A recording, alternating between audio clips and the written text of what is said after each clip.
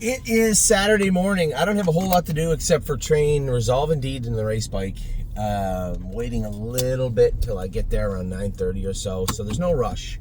The kids even slept in today, which was so weird. It's a beautiful day here. I love mornings like this. But it's not like used to going to school all day. That's true too. So back in a different kind of a grind. This is the weirdest time of year for us. So we're obviously Canadians, been Canadians our whole life. School starts in September in Canada, and it's so weird that it starts a month earlier and ends a month earlier here. Is it the whole U.S.? I think it is. No, because I think New York's a little bit more like Ontario. Really? So they start. But some kids started like the second week of August. It's very bizarre. I think it's state to state. It's different. Yeah, it's so weird. Anyway, so the kids were back in school this week. It's so weird. We got a few sales coming up. We got that sale on Tuesday coming up, as I playfully call the scratch and dent sale. But you know, as if Ohio is going to continue to breed more mares and continue to have their select sale at one day, that scratch and dent sale and that Buckeye and the sale later in the fall, well, they won't be scratch and dent sales. They'll be spillover sales, and you and I both know there's a lot of politics that goes into those sales too. They may be select sales, and but truth be told, if Joe Blow has a horse that looks nice, looks decent, he may not get in as a one-person consignment over a bigger consignment. Right? That's just human nature, I think. So I know there's been a push for a 2-day sale, and I know why there's pushback, because I was here the last time they had a 2-day sale, and the first day you couldn't buy a horse. It was super expensive. Everybody was excited. There was like this excitement in the air from the breeders, and they were all bouncing around. Day 2, not so much. It was a bit of a bloodbath. There was a lot of frowny faces going around. I believe that might have been the day they invented the frowny face emoji. It was the second day of the Ohio sale. So people just have to get used to it, right? And so I guess what I'm getting at is, I might call it the scratch and dent sale. At least on the video, the pedigree, and from what we can see, there are some okay looking horses in there. I looked last night on our list, it was 11. And I think of that list, well, last year I gave you a list of 7 and you scratched all them off immediately. So I'm thinking that there's a chance that I may hook onto the truck and trailer, take it down to Ohio. No, please. What? You don't think I should? And get nothing? You don't think that I cannot buy anything? 100%. Wow.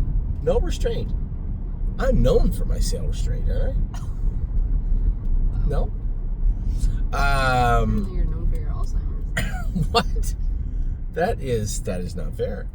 So we'll see what happens on Tuesday. I can tell you this: we haven't raced our newest acquisitions yet. I see that Raging Hanover is in at the Poconos this week with Matt Kikeli. Looks like he's in a good spot. All I can see is lifetime earnings, lifetime marks, and the driver. We have one of the best drivers at the Poconos, if not the best driver for quite a while. Him and George Knapp, I think, go back and forth. I could be wrong, but Matt's a tremendous driver, and he's driving our horse, which looks like, on the lines that I can see, is going to be a pretty heavy favorite.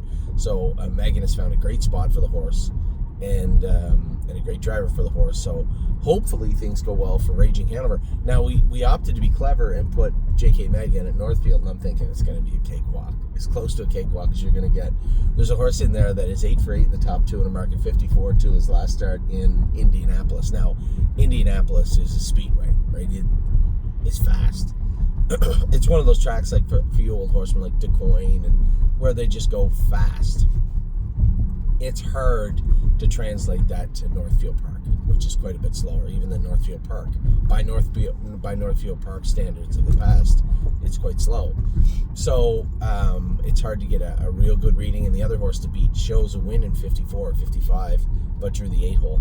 So I don't know much, honestly, about J.K. Mega. He's been over with Tim. He's got his chip back today or tomorrow, and then we'll have a look at him here in Northfield. But he says there won't be a problem with the half-mile track, and said he's trained well. So I'm excited to see how he does on Wednesday also. Monday we get a look at our other horse, and that is Winter Soldier. You know, we bought Winter Soldier. Here's a horse that never showed a half-mile track in his life, ever. And I was like, geez, it'd be nice if he could scoot around half good. Now, thanks to Amy, we had a video of, we didn't get a video of Winter Soldier at all. I trained Winter Soldier, and Amy was there, and we're just getting back into the swing of things, right? We've gone here, there, everywhere all summer. I said, hey, can you come up and do a video of Winter Soldier just so we can get a look at him? Maybe send the video out to our clients. And it wasn't until later I asked her, I said, I believe this is how it went. Do you get that video of Winter Soldier? And she goes, yeah, about that. You were talking with Cindy and forgot to video the training mile. So no training mile is you'll be able to see of Winter Soldier, but I can tell you one thing, he trained very, very, very good, and I am super excited about Monday's race with him. We have a lot of exciting races coming up, you know, especially coming off such a poor couple of weeks. I've been very guarded about what I've said and how I said it. As you can imagine, you know, we do our best to put our horses in the best places to do the best all the time, and it's worked very well for us. You know, we've always had pretty good runs. We've had some dry spells here and there, especially in stake season when you're trying to find where a horse belongs or fits. And we're trying to get the best out of our horses, and at the same time, so is everybody else. Last night I get there, highest honors. I'm thinking, you know, we got the 9-hole. I'm just going to have to race him. I almost didn't go. And I'm like, we're just going to have to race him easy, see how he does. He's turned into such a nice little horse. I looked left and 3 horses' noses weren't on the gate. And I just gave him his head and chirped him once. Bang, crossed right over into the 4-hole at 2 steps. And then sat. Just the nicest little horse. But they went in 54, right? Why wasn't he nice? Well, the problem was, it wasn't that he was nice. He wasn't nice. There was just a whole bunch of really nice horses in Ohio. I got there. The first Buckeye that I watched, which probably wasn't the first Buckeye on the card, went in 51-4. 51-4 for 2-year-old pacers. Our race went in 53-2 off a half and 57. He paced 54 and a bit, 27 flat on the end of it, and raced very good, but would be seemingly lost in that stream of Buckeye horses. And that's the one component we can never control, is how good how'd you like to have a really, really nice, and we've had nice ones, but they weren't even good enough for the Stallion Series this year, a really, really nice pacing colt in Pennsylvania. They had 2 divisions of the Sire Stakes the other day. The track record was 49-4, which is unheard of. Burke won both. He was first, third. They went 49-2, 50 flat. His horse run leaving and still paced 49-4.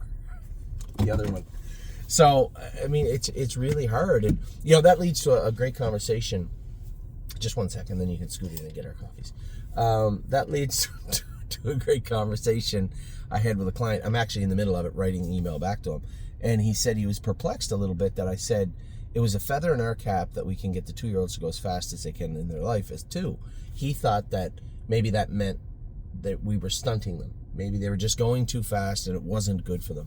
And I had to remind him that virtually every single stud in this generation, anyway, my generation, raced well, very good, or very, very good at 2. Some Beach Somewhere qualified in June of his 2-year-old year, I believe. Right? And the horses Burke have right now, the one horse is as good a looking horse as I've seen in a while. Hanover horse, I can't think of his name. He's a stay hungry horse. He destroyed them the other day in 49-2 with the earplugs in. The game has evolved, and not just in the last decade or 15 years, even in the last year. Ohio has never, ever been like this. Now, somebody said, well, there's a lot of Ohio-bred studs being bred to better mares outside of the state, and they're coming in and they're cleaning up. It's that, and the horses are just going faster. It's good to say that. I just told you that the Buckeye went in 51-4. That wasn't Burke's horse. That wasn't an outside-of-state horse. That was an Ohio horse, an Ohio mare, an Ohio stud, an Ohio trainer, an Ohio driver. And it's happened all year. So I don't know if I buy into that. You know, they're just being bred. They're being bred better. The studs are better. The mares are better in Ohio because there's a lot of money in Ohio. But it's just that the game across the board. Ontario, Dr. Ian Moore's horse, first lifetime start in Ontario this year. Bojangles, 150 flat. His first lifetime start behind the gate, he won him 150 flat. It's really, really hard to get away from that. And it's incredibly hard for me to look at it, I think it will be the death of me talking about, historically speaking, when we're talking about our horses training down. I want everybody to remember this moment, because I know I will. It doesn't matter what's gone on in the past, apparently, because these horses aren't a little bit better. It's just this massive leap forward. 2-year-old trotting fillies, 53-3 in Scioto that night. Nancy Tactor's horse, remember? Tomboy Strong trotted in 55-4 and it beat 11 lengths. Anyway, the coffee's getting cold, so.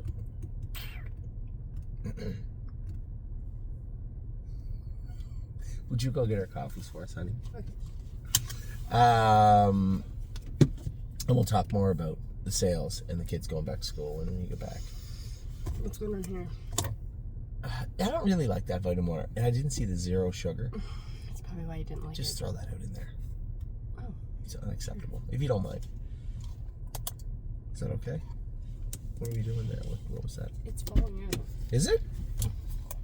Oh, you're right, it is. Thank you. Are you angry because that guy just parked right beside us? I don't think he meant to do it. No, I can get out. You can? You ever? Amy was literally just about to get out of the car, and the guy just pulled up like right beside our door, and he had room. He didn't do it on purpose. In fact, I think he just realized what he did. It's not a big deal. Who cares? Who involved in it? So anyway, just to tie that end up on the breeding really quick. When it comes to us, you can look at it two ways. You can say, yeah, 2-year-olds go fast, and that's all they can go because that, we've stunted them at 2. I just don't see any information to buy into that, right?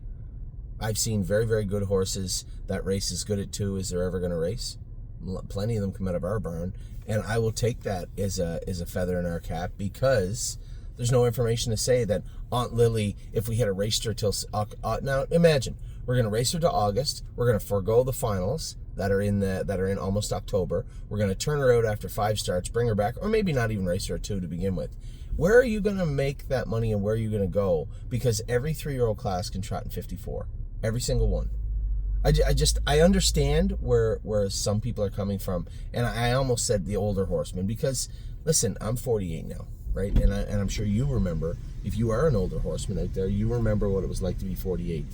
The game is not the same as it was even when I was 40. And in Ohio, even when I was 47, it's different. And what we're trying to do is have our horses the best they can be. And this is no different. The evolution of horse racing is no different than any other sport. Never in any sport. There is not a sport on earth, not basketball, not baseball, not football, where you're like, we just want to bring these youngsters up through the baseball's a little bit different. You have all those different levels, right? You have high A, double A, triple A, and then you get your chance at the majors. They give you a little taste, and they send you back down to work on, they evaluate you, send you back down to work on stuff, and then hopefully you make it back to the majors someday. And it's funny because I think it's one of the meanest sports, baseball. I love it to death, but, we were talking about, I only talk about the Blue Jays. I follow them. I don't follow everybody else. But Davis Schneider, remember when he came up last year and he crushed the ball, and everybody's like, this guy's going to be a superstar, and then he kind of tailed off towards the end of the year. He tailed off the start of the year. They sent him back down to AAA, and when he came back from AAA, he was a monster. And I remember distinctly the announcers, the commentary guys saying, honestly, if I'm going to be truthful, I didn't know that Davis Schneider would make it back up to the Blue Jays in the majors when they sent him down the last time at the start of the year. They didn't just send him down; they released him as a. Yeah, it was vicious, right? But there's a kid that's 24. I don't know. I'm guessing 24.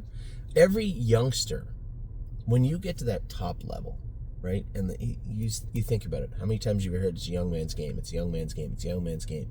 Baseball, football, hockey. There's nobody turning. You look at a Max Scherzer. Okay, if you're the top of the food chain, and you've been there forever, you might slide a bit, but you're crafty enough to know Max Scherzer's not going to overpower anybody with a 94-mile-an-hour fastball. But he's smart enough to implement new pitches that'll help him, and he's smart enough to dot the corners and play baseball in that manner. I see Greg Maddux stuff all the time on Facebook and how well he was as a pitcher, but was never a heater guy. He was never a fastball guy. He was just a very crafty pitcher. That's different. That's understanding the game. But kids don't understand the game the same way. And that's why it's important when they come up and they talk about it now, right? All these kids come up and within 2 years they need Tommy John surgery because they've all thrown too hard. Well, that's true. That's true for a lot of pitchers. It's true that a lot of football players hurt themselves. It's true, I'm sure, that a lot of basketball players maybe hurt themselves also. But the reality is that sport, this sport, their sport, is being played at the highest possible level it can be for humans. And the same for horses. We've got to a level now where, there was no... Did you see any giant write-ups about Ron Burke's horse smashing the world record in 49-2? I can't even remember the horse's name. He just went the fastest mile of any 2-year-old pacer in the history of our sport. I know it starts with A, I think. I can't think of his name. Don't bother to email me. I'll know his name by the time this is over. But it's just not surprising anymore, right? And that's what I'm getting at. So for the gentleman that emailed me to say that he was a little perplexed with my statement, that it was a feather in our cap, that the 2-year-olds were as good as they could be, that's not that shocking. Much of the industry is like that. And that isn't to say that if that Ron Burke horse had been trained down to 220 and turned out in the field, that he would have won in 47 or 46 as a 3-year-old, because he may anyway. So there's just no information to make that statement. The statement I will continue to say is that I am proud that Aunt Lily raced good at 2. Took a mark of 54-1. She has got better by speed. She took a mark of 54-1 as a 3-year-old. Unfortunately, every other single 3-year-old trotter got better also. She just didn't get as good on that scale as they did. They did have some trotters last year that were so-so that maybe jumped forward this year. And she doesn't want any part of those horses. But racing her accordingly, that's the trick. Not dwelling on the fact that she should be better. Maury's the same way. You think that a scrawny little horse that toes out a little bit, if we just turned him out at 2 and brought him back at 3, he'd win in 51 every week? There's just nothing to support that. That isn't me attacking anybody. That's me just being upfront and saying, okay, if I'm wrong, that's fine. You can look at it your way. There's no information to support your theory any more than there is to support mine. It just is what it is. And I guess the easiest way for me to tie that off is to simply say, this is how we train horses. This is what my expectations are, and I hope we can meet them. And if your expectations are like ours, I hope we meet your expectations also. And if they're not like ours, there isn't very much I can do about that. It's very, very difficult to train horses. We have a system set in place that has worked very well for us. And I suspect it will in the future also. Have we won the Hambletonian? No. Have we won the Breeders' Crown? No. Have we won the Little Brown Jug, North American Cup, Meadowlands Pace? No. But I suspect someday we will. And further to that point, there's a lot of very, very good horsemen that I've looked up to my entire life that can't say that they've won those races either. So I'll leave that. Can we just get back to the... What do you want to get back to? A good horse is a good horse. Yeah, that's a good point, honey. That's an easiest way to put it, too. A good horse is a good horse. You're right. And that isn't me attacking it. I can't say the gentleman's wrong. I have no idea. No one will know. All I can tell you is this is how we train our horses. This is how we race our horses. And that's not changing anytime soon. Right? Al had people email me during the slump. I had a great email from somebody saying, Anthony, it was a very weird question. He said, if you could do one of two things, which would it be? Buy better horses, which I assume he meant more expensive horses, or train them in a different way. I said, I don't think I would do either. I think we've said... None of our horses are sore. We haven't had one horse break a bone this year. Horses that we turned out wasn't because they were sore. No, we turned them out to mature. Leland Hanover, somebody messaged me the other day and said, so what are your... It was two of our partners, one of them yesterday, Ron, great guy. I just met him last year. And he said, but he's one of those guys where if they're no good, let's just turn them over, get rid of them. And he said, Leland Hanover, like, what is your expectation? What are your expectations? What's your plan? I said, Ron, I'm going to be completely honest to you. I'm going to ride this guy right to the bottom of the ocean. And I don't mean that like physically on the horse. What I mean is, I believe this is a good horse. I believe he's got the breeding and the attitude and the speed and the gait to be a good horse. Can I say he's going to be a world champion? No. And I hope everybody understands the thin difference between what Time Is On My Side did at 3 and what we're trying to accomplish with Captain Incredible. The difference between the two is razor thin, but unbelievably immense. And I can't state that enough. I don't know. Obviously, I'm very vague when I say it like that, but I hope you understand what I'm talking about. With Leland Hanover, we turned out a sound colt that was coming around, but kind of like 54, 55. but he was a June 11th foal. I'm hoping as he buys into horse racing, stretches out as a 3-year-old. He needs to put muscle on. Like he just 100%, and that was the biggest thing he didn't have. I rolled in behind the gate with a bunch of the colts the last time. I made my mind to turn him out before they even said go. I looked around, I looked at him. He just didn't have the muscle I thought his frame should. When I looked to my left and looked to my right, those horses did. It's just because he's younger. That's just because he's younger. 100% correct. So I think it's important. A lot of stuff going on in this video and in horse racing in general. And you know what's funny though too? Like I keep thinking about this a lot because Ollie played a year up I this say year. it in all my videos. And I can't believe, like obviously for the most part boys go through puberty in the winter from turning 12 to 13. I didn't know that. I was a boy one time, turning 12 to 13. Oh, you're still waiting. But I'm still waiting. But I just can't believe, like, when we showed up to play baseball in May, these kids were a foot taller and they were bigger and they had muscle. The 13-year-old boys. And like some of them had mustaches. And I'm just like, and our kids. The one boy was so 6 small. feet tall. I think he has child support. The one kid. Oh, absolutely. When we were at Cooperstown, like they were like, does the kid on first have a wife and kids? Yeah. So yeah. I just can't believe in just a short amount of time, like over this winter, I've already noticed he's growing again. I was going to say that to you. He's faster. And he's getting wider. He moves quicker. Yeah. But packing on that muscle and the hormone changes and all that stuff, it matters. Sure it does. And you can't force the issue. You just kind of have to and let I can't tell you that Leland's going to be a good horse. He might come back and he's 55-3. I have no idea. And no one knows, right? And that's the thing is that you and the gentleman said, I look at all these stables and they don't seem to have those issues because they sell them all. Look on Gate, look on Preferred. You are not going to see a top trainer racing a mediocre 2-year-old or for that matter 3-year-old. They're gone. What about the day you went to the qualifiers and you got asked to qualify? He had like 6 of them. Oh, Ronnie, yeah. Well, that's just common sense. He had like 6 or 8 horses in to qualify. He just wanted them all qualified to get rid of them all. And that was the plan, I believe. And it's no different. I'm not going to name trainers because that's unfair to them. I don't know the surroundings, the doings with the horses. So I'm certainly not going to drop names. But I can tell you that every major trainer right now, if the horses... And I think that's only indicative of the owners. Right? They're owned by one farm or one person. I had a farm message me the other day, one of the biggest farms in horse racing, messaged me the other day and said, now I'm sure they sent the same message to 20 people or maybe 50 people. Anthony, we have a horse selling tomorrow, and this was a horse that was related to a horse that we had, right? And I was watching him very closely. It said, needs to mature. We weren't sold on castrating him, but we're not against it. If you guys ended up with the horse, we might end up keeping a piece of the horse, if that's all right with you. Which to me as a trainer is enticing because it means I only have to sell less of the horse. I'm watching the horse sell. With 2 minutes left, he was at 18,000. I thought he'd bring 18 to 22. He brought 36 or 35.6, so he didn't buy the horse, obviously. But all those trainers they don't want them around because they can't win stake races. That's the difference between a lot of the big stables and us, is that, we're trying to win the same races they are.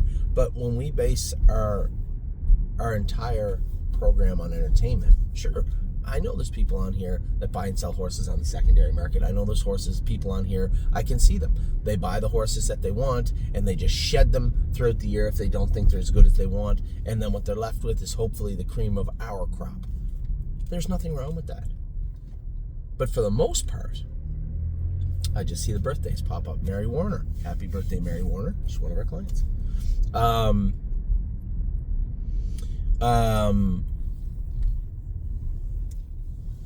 But, these people, they just don't want... Most of those bigger burns rely on stats. They rely on purse money. They rely on victories. They rely on trophies. They rely on blankets. And if they're not recognized in that manner, then all of a sudden they get cast aside very, very quickly in this game. And Well, they're also not looking to race overnights all winter. Absolutely. And we provide a program where you can hopefully watch your horses race and race all winter long and win races all winter long. That's why I'm quietly acquiring Raging Hanovers. That's why I'm quietly acquiring JK Megas and those horses, and then trying to find top flight horses. And I believe a horse like Winter Soldier could be that top flight horse. I'm not talking, racing the Breeders' Crown. Somebody asked me the other day about that. I said he was never bought the race in the Breeders' Crown. Quite frankly, if he raced very, very well at Northfield Park in the Meadows and we moved him over to Ontario and he did well, much like Looks Like Money did, much like Locatelli did, well, then that would be perfect. We need those types of horses also. So I kind of got away. I think you steered me in the wrong direction here. But I did want to talk about a number of these things. Now, we'll start our recap of the week on Tuesday because Tuesday is when racing started to turn around for us. So I don't want to talk about anything before Tuesday. What are you looking at? I just want to make sure my horse is still alive. Yes. Who? You're on TikTok, Dina. Turn that off. I'm not on TikTok. Oh, is he second his last start? No. I was going to tell you, he called me and asked me if I was looking for him, but What? he wants way too much money for him. How much? I can't tell you. No, seriously. It was a lot. Can we get back to business here? I don't want to talk about your ghosts in the closet, all right? Give me that.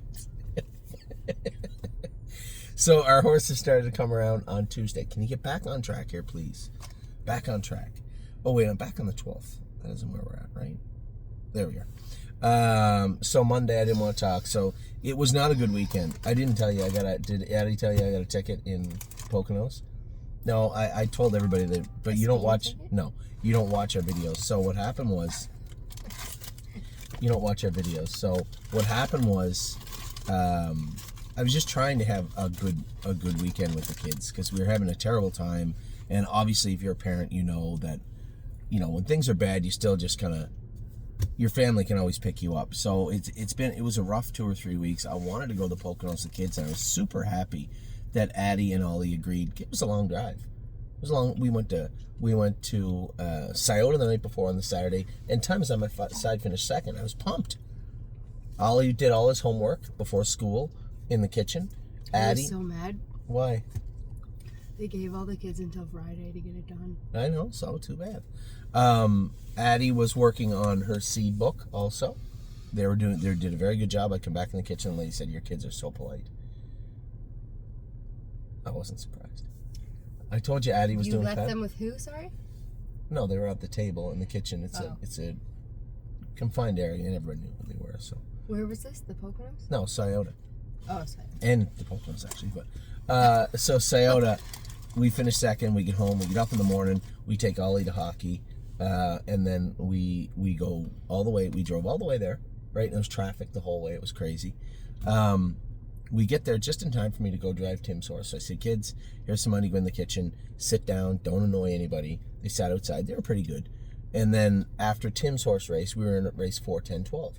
After Tim's horse race, I said, "You know what we'll do?" That wouldn't let me check in online. So I was worried there was an issue with the passport or something. I couldn't tell.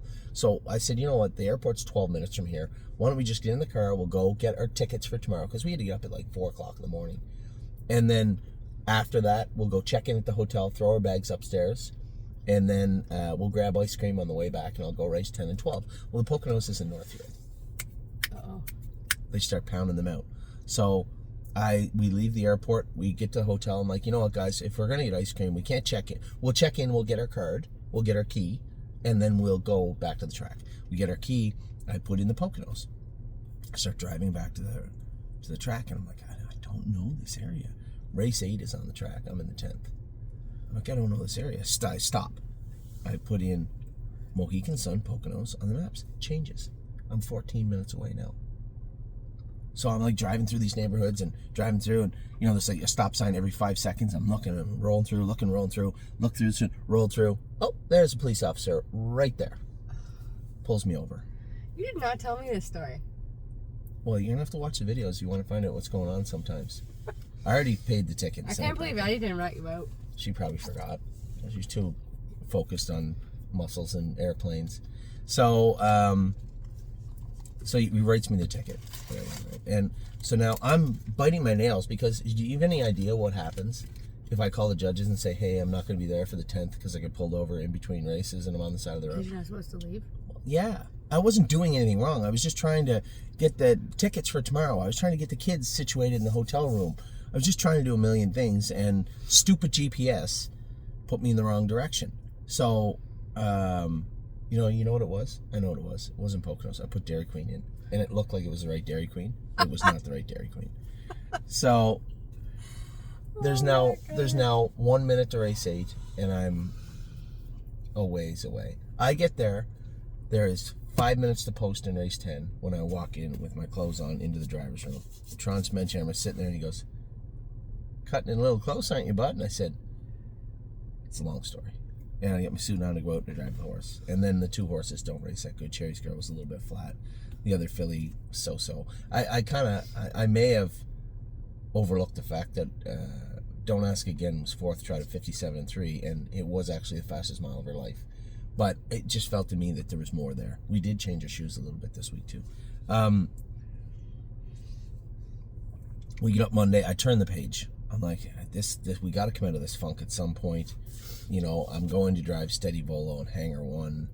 It's not really the tandem that's going to turn the ship around, but at the same time, I want to get them squared away. We catch our flight on time. We get to the airport actually 20 minutes earlier than I would. Get Dunkin' Donuts, sit down, get on our flight. We're ready to taxi away, take off, get to Chicago. Addie goes, so she's trying to figure out, she goes, where are we at now? What are we doing? I said, we're in Illinois, we're in Chicago. We got to go to another gate and get a different airplane. So what happens is a lot of the smaller airports fly to a bigger airport. Then you get on the bigger plane and you go to where you're going. Everybody collectively. That's what they do. This is a hub. Oh, a hub, like she knows what she's talking about. So we sit there. We go to board our plane. We're on our plane. We taxi out to the runway. I can hear the airplane power down. You distinctly know what it sounds like. So I'm thinking there's a lot of planes in line. I look at my phone. I'm like, I don't care. Whatever. I'll get lots of time. Ladies and gentlemen, there's a problem with our hydraulics. We're going back to the gate. Maintenance is going to look at it. We'll have us underway in 20 minutes. Are you sure? If there's a problem with the hydraulics, maybe we'll just get off the plane? I don't know. It doesn't seem like we need to go in 20 minutes. 20 minutes later, 30 minutes later, 40 minutes later, comes back on, ladies and gentlemen, we're going to deplane, get a different plane. Now I'm thinking to myself, it's not like they just have a bunch of planes parked in the hangar. They're like, nah, we're not going to use 61 today. We're going to go with 44. And the luggage. Yeah. Has to get all. Yeah. They delay. I'll tell you, the kids were good. We sat in that airport for 7 hours and not one complaint. You know, can I go eat some juice? Can I go? Not one complaint. And I even asked them when it was obvious that I was going to miss the races. Because now I'm flying to Kentucky after the races. When I was going to miss the races, I said to Addie and I said, you guys just want to see if we can get a ticket home to Cleveland and go home? Addie's like, no. I want to go to Kentucky. I want to go on the plane. I want to go to the restaurant. And then, don't you have horses tonight? I said, it's a bit of a sore spot, Addie. I have missed the horses. And in turn, I've asked Dexter Dunn to drive Steady Volo. He didn't look good. So we opted to castrate him and turn him out. And then, and they talk about a big colt that just needs to be turned out. He's only had 4 or 5 starts, kicked him out in the field. And then Hanger was the tricky one. I should have just scratched him in hindsight. I didn't think he'd be that bad. And he almost dumped that kid out of the bike. I saw him last night, and he's like, I've driven worse, he said, but he was pretty rowdy. Did you just lunge, or what do you do? Yeah, he just bolted to the right, threw his head. He said, every time I grabbed a hold of him, I said, well, the thing is, I kind of seesaw him. I never really grab into him hard. He doesn't like that because he's got that choke plate on. When you grab him hard, he has a tendency to tuck his chin. And when he does, that choke plate gets into him, and then he flips out. I said, but he trained great the other day. It's just, whatever. I'm really sorry. He goes, no, I'm sorry. He said, I know they put the horse on the list, so I sent him back to Pennsylvania. He's going to go to Dr. Brown's to get looked at, but I know he's not going to find a whole lot wrong with him. And then I don't know what I'm going to do with him. I know that Andy Rickard said he had a toe gate. It's just, it's much like us. Tim's our guy, but there's only so much you can do at the track, right? Yeah. There's no turnout there. There's no pool there. Can't use the tow gate there. You can only gallop them. When I first met Tim, they wouldn't allow anybody to gallop ever on the track. Now you can gallop at like 5:45 in the morning or something. There's just not a lot there for this particular horse, and he can get somebody in trouble pretty quick. So I don't know what I'm going to do with him yet. But Andy had said, because we had sent Tenacious over to Andy, they were going to swim him and turn him out. And he was telling me that they had products, and they got a little track there, and they're not far from the pool. They just they got a tow gate because that's where they stay close, right? So he said I got a tow gate and stuff there. And I said, I haven't said anything to him, but it's an option. So a complete waste of time Monday. Now my heart's completely broken. I'm sitting there watching the horse flip out. Then I get a message and he's on the list. I'm like, oh my God, this has got to turn around. And on Tuesday it did. First race of the day, Ronnie wins with Manhattan Money. He looked good. Delicious Stone jogged again. He's been such a good little horse for this. There's a perfect example. If you can have the patience and you don't mind waiting, and you have a talented horse, there's a class somewhere for them. And Delicious Stone has done great things this year. Definitely for the summer. Dominic has done a great job with him. In Chicago Hall, just looks a little tired to me. Right? Just a little. He's been going all year also. So I told Dom, just give him 7 or 8 days in the field. Bring him back. His next stake's not until like September 11th or something. So 2 wins and a 5th on Tuesday. Now Wednesday we didn't win any races, but what a great day. Jailbird Jog last half 53-4 last quarter and 26 seconds flat. Finished second. And Jolene Hall finished third, but he moved her a bunch of times and she looked very, very good in her race. I told everybody last week and into next week also, if the horses aren't 100%, do not put them on the track. You might see a horse with a little bit of mucus in their nose the morning of the race or warming up, and you're like, they'll be all right, and you just race them accordingly. They're okay. We can't do that right now. I just can't take it right now. So Degas, her GGT or her SAA was 58 or 55 the other day. We scratched her. Yo Mister warmed up the other night with mucus in his nose, scratched him.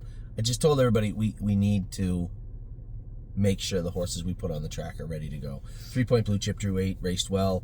Dune had some issues going on with her, and Donnie got her into the final. She's coming up here. Dr. Latessa is going to look at her, I think, today, or maybe he looked at her yesterday, I'm not sure. And she drew 5.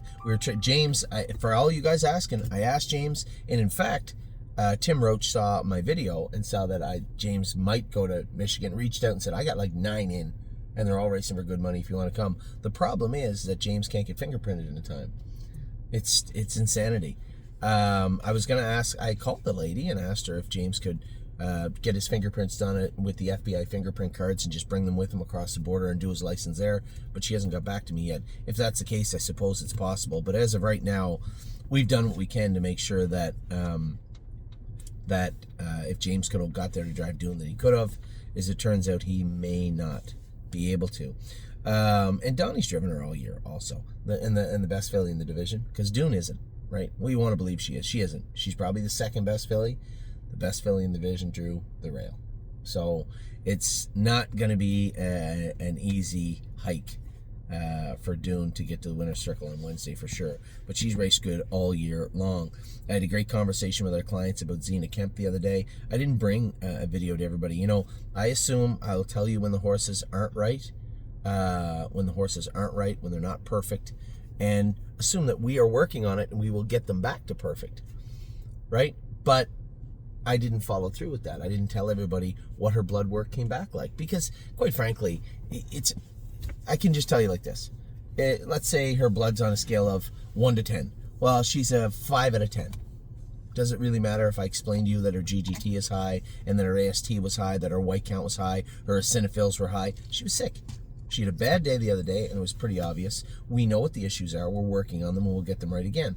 The biggest issue is one of those divisions in the 30,000 class went in 53, right? She's sitting like 20th in points.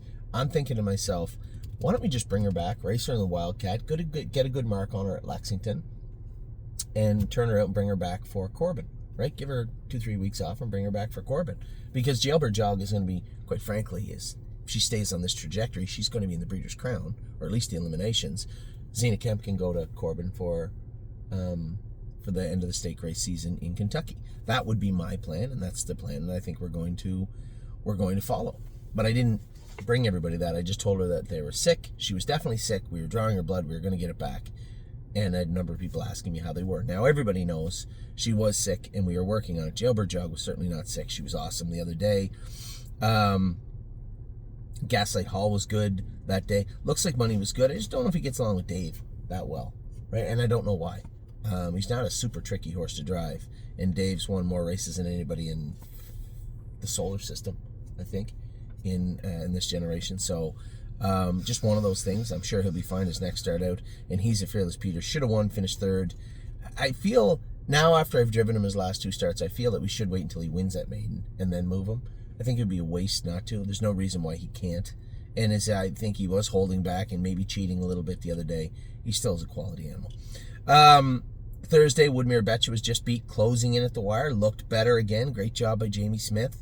And I thought it was Michael McGuigan, but it might have been Adam Murner. I'm not sure.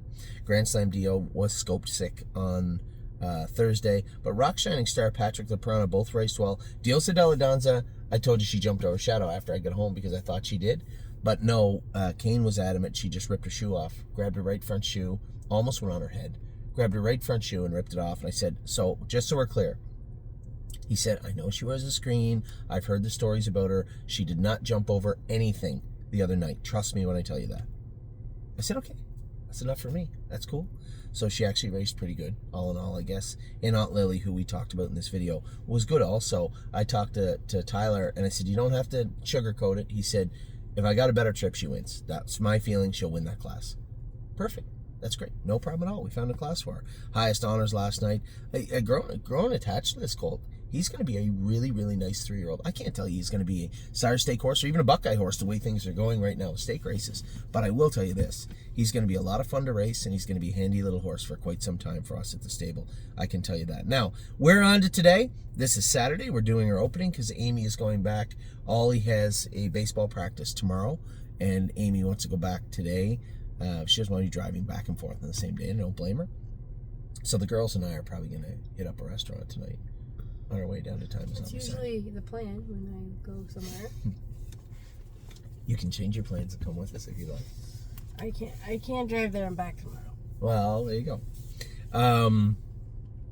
So riding the rodeo tonight at Kawartha Downs. Nick Boyd is going to drive riding the rodeo. You know Nick. He's going to drive that horse tonight. Then I got Time Is on My Side tonight.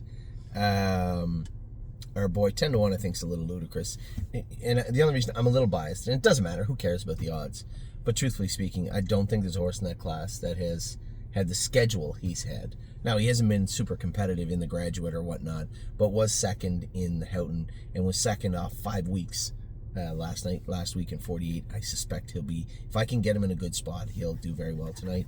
And then Perfect Thought tonight races also. And another great conversation with Ron about her. They didn't pick her in the top 3 tonight, but she's 9-5 morning line. And Corey Callahan jumped off the horse that they picked for second to drive her. I still think Perfect Thought's the best filly in New Jersey. The other filly's not eligible to anything anymore. So it's her against these 7 fillies tonight. And then the New Jersey Classic comes up very soon also. We got Woodmere Bullet, Greatest Ending are racing also. I'm waiting for a better race from Greatest Ending. This is the pop-up final tonight.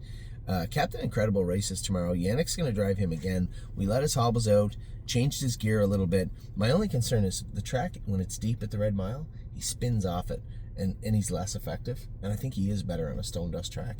If he doesn't race as good on Sunday, I think I might just send him to Ontario and see if there's classes there for him. The Nalmars of 4 is pretty salty when it fills at the Meadows. And speak of the devil, there's Tim there.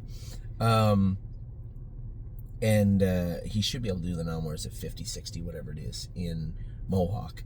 Along the way, this is Captain Incredible has turned from hopeful, very good top flight Grand Circuit horse to a really nice horse to, let's do the best we can with him at 3, bring him back at 4. He's not going anywhere. There's lots of speed there, and he does have a lot of maturing to do also. So I guess my response to everybody asking about him would be, don't hurt him.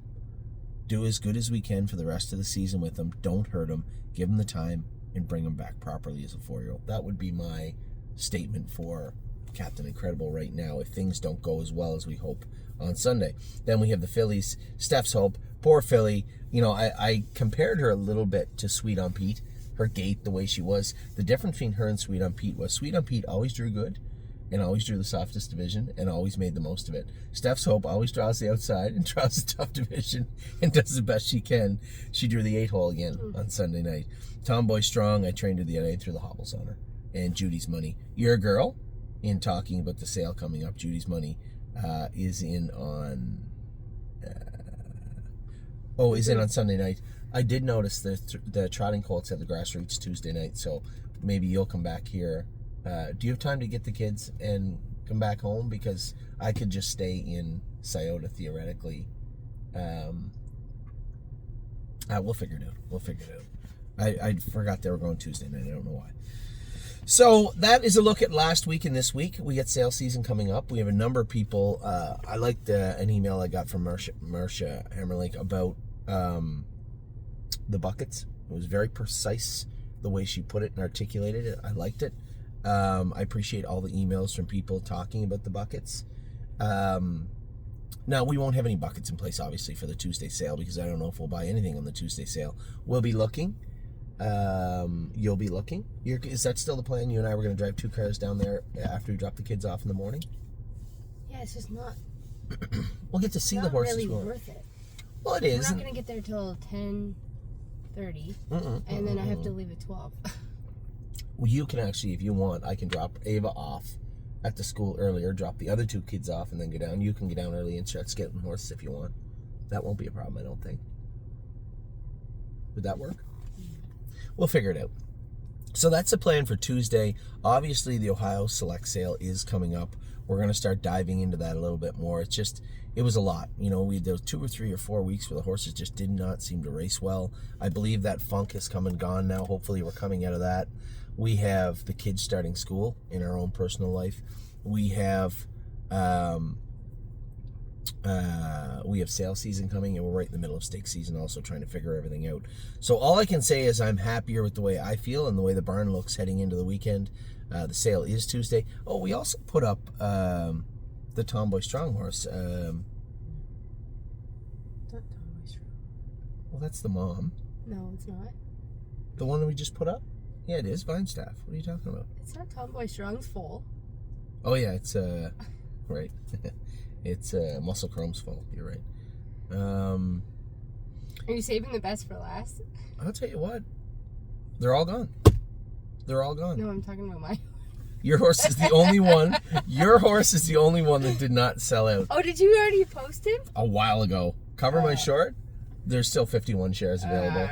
The only one that didn't sell out, which is fine. He's a cute little colt. I like him. Shoe. Yeah, it is. But I like the colt.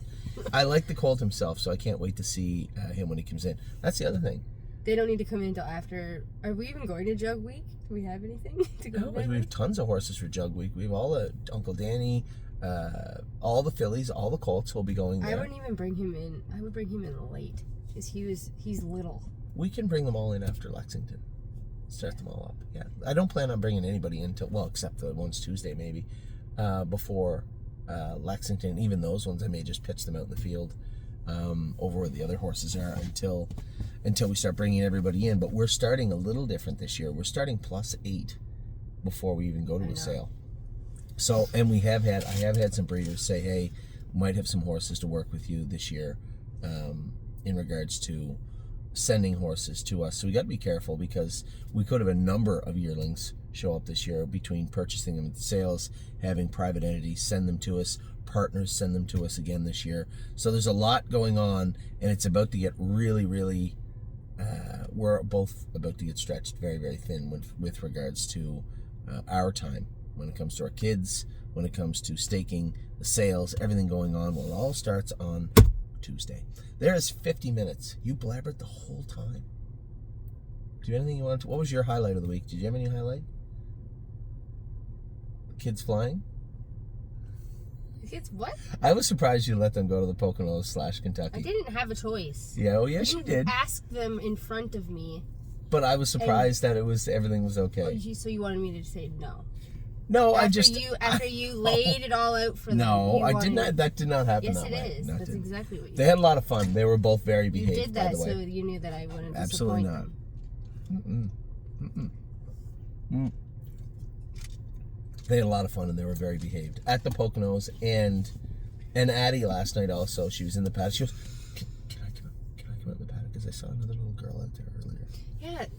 Yeah, they're a little more lax. She actually was there, and Charlie is Stacy's daughter. She was paddocking the horse last night, and she was picking Addie up, and Addie was putting the bridle on and doing the throat latch up. She stood at the fence and watched the race. She was a good girl. It should be a lot of fun tonight. A lot of fun the rest of the weekend. Next weekend is Ollie's baseball tournament too, so I got to figure that out. So just typical family stuff, typical horse stuff. But you know what? It's been a better, I'm not going to say great, because it wasn't great, but it was definitely a better week at the stable, and we have a lot of horses getting ready to go. Our newest acquisitions are all going to race next week. Agent Black trained good too, Daniel's horse. We'll have him ready to go as soon as they got to do the DNA and then actually give him official papers for the United States or for North America. He'll be ready to go probably in another 2-3 weeks. And then obviously the sales are here. We'll be talking a lot about young horses. We'll be still looking to acquire horses. That's not off my radar. Also, there's probably 5 horses I'm watching sell next week at whether it be on Gate or on Preferred.